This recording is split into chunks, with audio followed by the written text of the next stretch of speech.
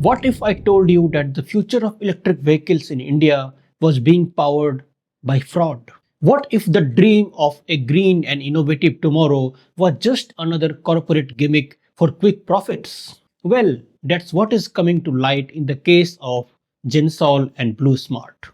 Two startups that were once hailed as the poster boys of India's electric vehicle revolution. But today they are being accused of running a web of accounting manipulations, conflict of interest, and regulatory loopholes. And this is just a tip of an iceberg. So stick around because we are going to break it all down. So let's go. Hey guys, welcome to Knowsense by DJ and I am Deepak. If you have not yet subscribed to my channel, please do support us by doing so. And with that, let's start our story. Gensol Engineering is a public listed company in India that started off with solar projects in 2007. And then it entered into the blooming world of electric vehicles with fleet management and electronic vehicle leasing arm. And this is where Blusmart comes in. Blusmart is a ride-hailing service. Think of it as a Uber, Ola or Rapido, but only with electric cars, and thus helping greatly in sustainable mobility. Blusmart started as a startup in 2019 in Gurugram. It was founded by Anmol Singh Jaggi, Punit Singh Jaggi and Punit Goyal. The company started off really well with millions of dollars in funding from angel investors. Even the office of Deepika Padukone and MS Dhoni have invested crores into this. Now Gensol makes electric cars available and Blusmart operates them. Seems like a perfect synergy, right? And here is where things got murky.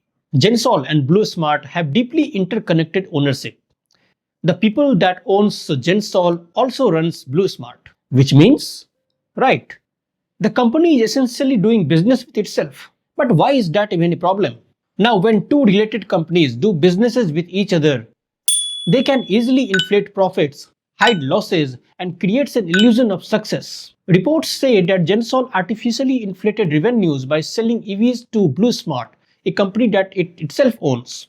The sale was just kind of round tripping, money going from one pocket into the another. On paper, it looks like I invested in you and you earned that money honestly. But in reality, no real money was made. We just moved the same money in a circle. And this was not all. Recently, SEBI, the Indian market regulator, in its interim order dated 15th April 2025, pointed out serious lapses in how Gensol was run. The findings included the use of borrowed money for personal use, poor financial control, and complete failure in following the proper business practices. So basically, the promoters of Gensol, Anmol and Punit Singh Jaggi, had made this company their own piggy bank. There was no proper financial control in place. The promoters had even diverted the loan money to the related entities and themselves. The loans worth Rs 978 crores were taken from government entities such as IREDA and PFC. These loans were supposed to be used for purchasing the electric vehicles. Instead, over 200 crores was routed through a car dealership company and sent to the other companies linked to the promoters of Gensol. Some of the money was used for luxury purchases, including the purchase of a luxury flat in DLF Camellias in Gurugram, where the flats generally cost whopping 70 crores.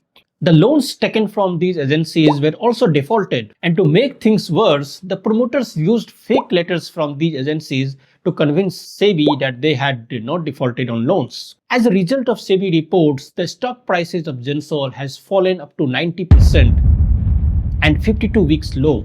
The money of the common investors are at risk. Now the fall of Gensol directly hit Blusmart. Most of the Blusmart's electric vehicle fleet was owned by Gensol and leased to Blusmart. Without proper funding and management, the Blusmart has begun to suffer.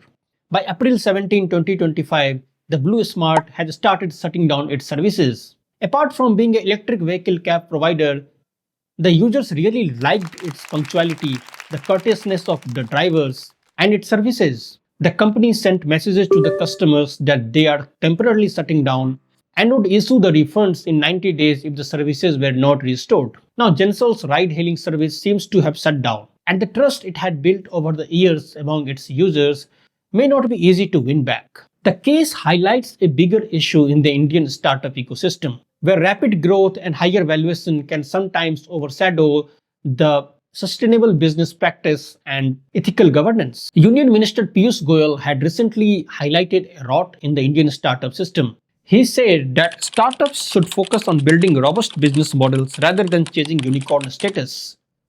And rightly so. His remarks underscore the importance of long-term value and integrity in startup community. The Gensol Blusmart situation serves as a cautionary tale that innovations must be grounded in transparency and accountability. It exposes that how regulatory gaps, conflict of interest, and unchecked overhypes are bringing down the Indian startup ecosystem. And let's not forget, behind every company fraud, there is a real investor, real employee, real customer that are being misled.